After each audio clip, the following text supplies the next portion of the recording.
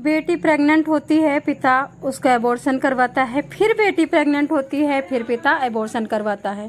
बार बार जब बेटी लड़ती है, बगावत करती है, डिप्रेशन में जाती है, तो बेटी के बाल भी कटवा देता है।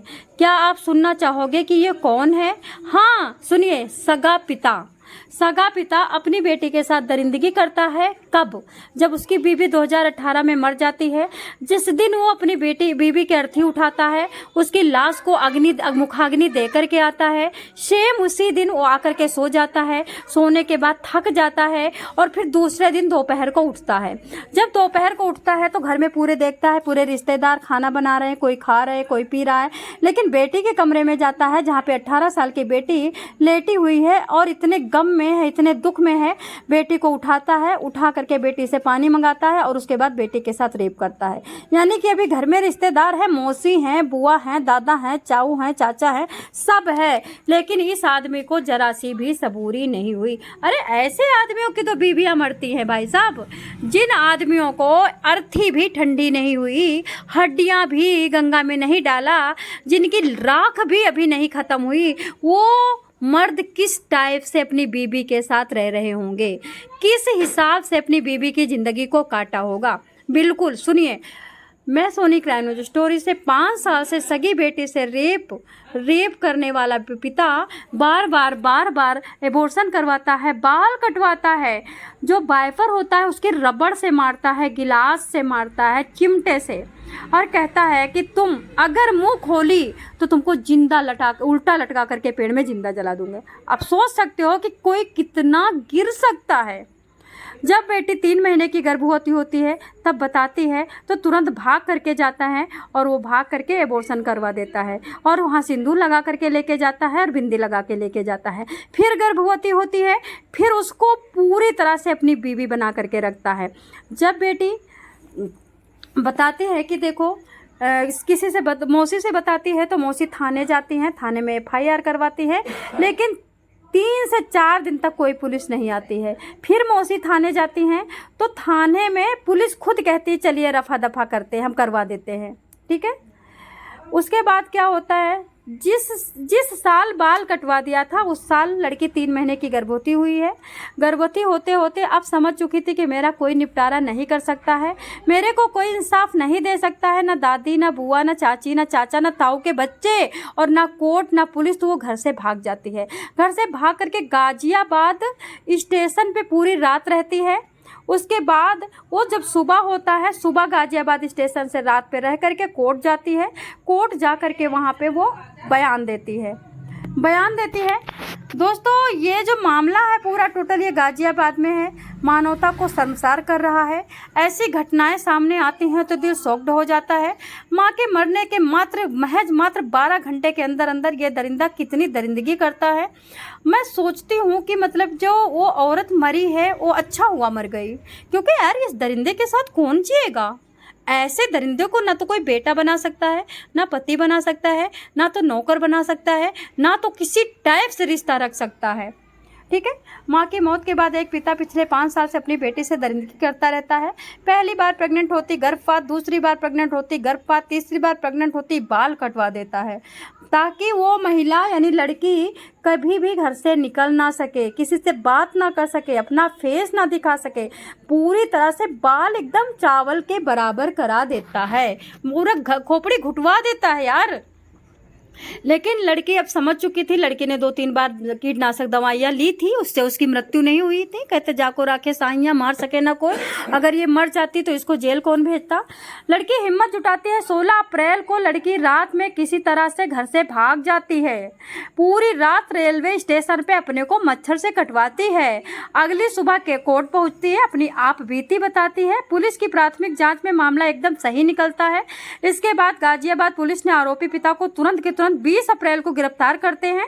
पीड़िता के बयान पे कहते हैं ये मोदी नगर थाना है जहां पे पिता गिरफ्तार होकर के आता है। मां की अर्थी उठने के अगले दिन ही पिता की नीयत बिगड़ गई थी। बेटी जो बयान देती है पुलिस के सामने, ये दर्द भरी घटना सुनकर के सब कोई शॉक्ड था। गाजियाबाद के कस्बा मोदी नगर के 18 वर्षीय पीड़ित दलित लड़की है ये। अब दलित लड़की ये क्या बताती है कि घर में पिता के अलावा छोटा भाई भी है। साल 2018 में बीमारी कुछ हुई थी, इससे माँ मर गई थी। माँ का निधन हो गया था। माँ का निधन होते ही माँ की अर्थी उठ जाती है और पापा आकर के अर्थी उठा करके घर में आके सो जाते हैं। जैसे ही जागते हैं वैसे नीयत खराब हो जाती है। माँ के निधन से मात्र 12 घंटे के अंदर अंदर ये हाल करते हैं।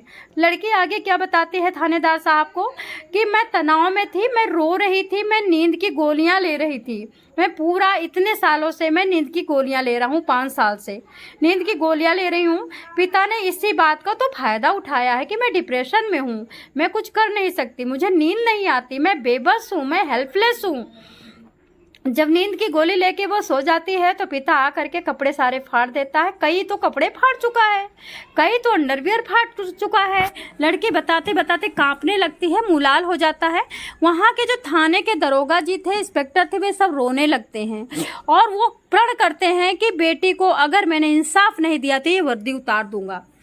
दोस्तों, लड़की आगे क्या बताती है, ये जो गंदा घिनौना काम कर रहा था, ये घटिया मानसिकता वाला, मैंने मौसी को बताया।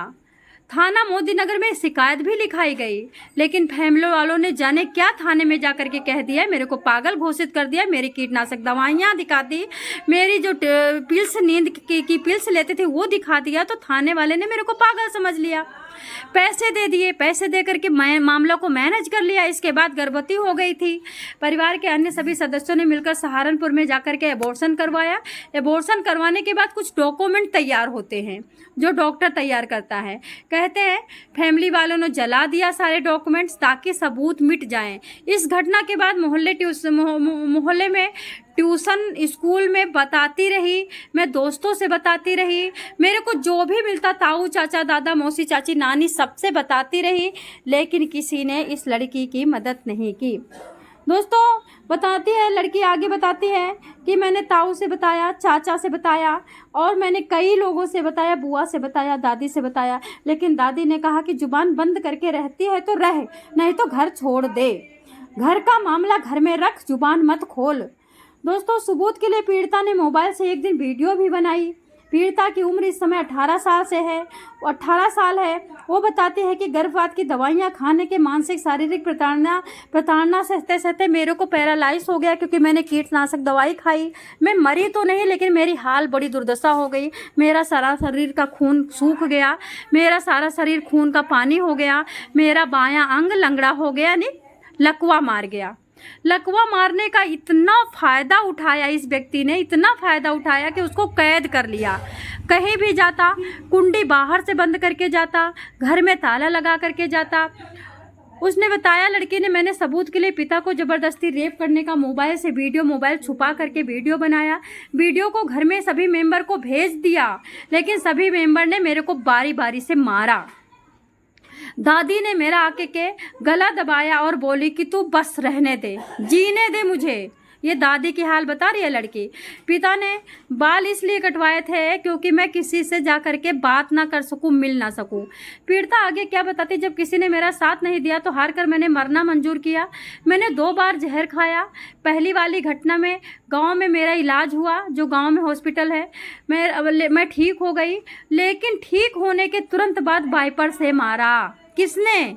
उसी दरिंदे ने। ठीक है, कहती है कि जो वाइपर के रबड़ से मारा था, आज तक मेरी हड्डी दर्द करती है, आज तक मेरा निशान मिटा नहीं है और मैं भूल भी नहीं सकती इस पिटाई को। फिर बोलती है कि दोबारा मैंने कीटनाशक दवाई खाई, लेकिन फिर भी मैं बच गई और मैं पैरालाइसिस यानी लकवा मेरे को मार गया। आगे बताती है कि अब मेरे को पूरी कस्टडी में रख रखा था, दबाव में रख रखा था और ये चाहता था कि मैं कहीं ना जाऊं, पूरी ज़िंदगी में इसकी ज़िंदगी काटूं, इसको एंजॉय कराऊं। और इस तरह से मैं समझ चुकी थी कि अब मेरा कोई फैसला नहीं हो सकता, मेरी ज़िंदगी नरक बना के रख दी गई थी। फिर लड़की क्या कहती है आगे सुनिए। कहती फिर मैं 16 अप्रैल को भागी। दोस्तों, ये 16 अप्रैल 2024 को अभी उस आदमी को तख्ते पे लटकाया जा चुका है, गले में फंदा डाला जा चुका है और जज ने ऑर्डर दिया था कि जब तक कि बंदा मर नहीं जाता तड़प तड़प करके फंदे से उतारा ना जाए।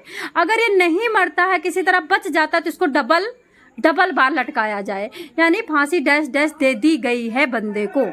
ठीक है, अगले दिन क्या होता है, गाजियाबाद कोर्ट पहुंचती है लड़की, वहाँ पे सारी बात बताती है। पीड़िता कहती है मुझे इंसाफ चाहिए, या तो फिर मेरे को मरने की अनुमति दी जाए, जिससे मैं किसी कुआं ताल नदी में फाट पड़ूं, किसी तरह से अपने को ख़त्म करूं। इस तरह से जो भी जांच किया गया, मेडिकल कराया गया, सब में जो पीड़िता थी उसकी बातें सच निकली। प्रारंभिक जांच में ही पिता को उठा लिया गया है। और पिता के ऊपर क्या धाराएं लगी सुनिए। पिता पे लगी है, बुआ पे लगी है, दादी पे लगी है, ताऊ पे लगी है, चाचा पे लगी है, ताऊ के सब लड़कों पे लगी है, और लड़के के छोटे भाई पे भी लगी हैं। इसमें कौन कौन सी धारा लगी? 376, 377, 323, 504, 506, 313, 120 पॉक्सो एक्ट। 19 अप्रैल 2024 को थाना मोदी नगर में ये मुकदमा दर्ज कर लिया जाता है। पुलिस ने इस मामले में मुख्य आरोपी लड़के के पिता को तुरंत गिरफ्तार कर लिया है। इस केस में परिवार के अन्य लोग इसीलिए आरोपी बनाए गए हैं क्योंकि उन्हें पहले से इस घटना की जानकारी थी, लेकिन उन लोगों ने विरोध नहीं किया। दोस्तों, जब मैं आपको ये घटना सुना चुकी तब उसको फांसी के ऑर्डर आ चुके हैं। अभी फांसी जिस दिन दी जाएगी हम उस दिन जरूर इस वीडियो को बनाएंगे। जय श्री कृष्णा, हर हर महादेव।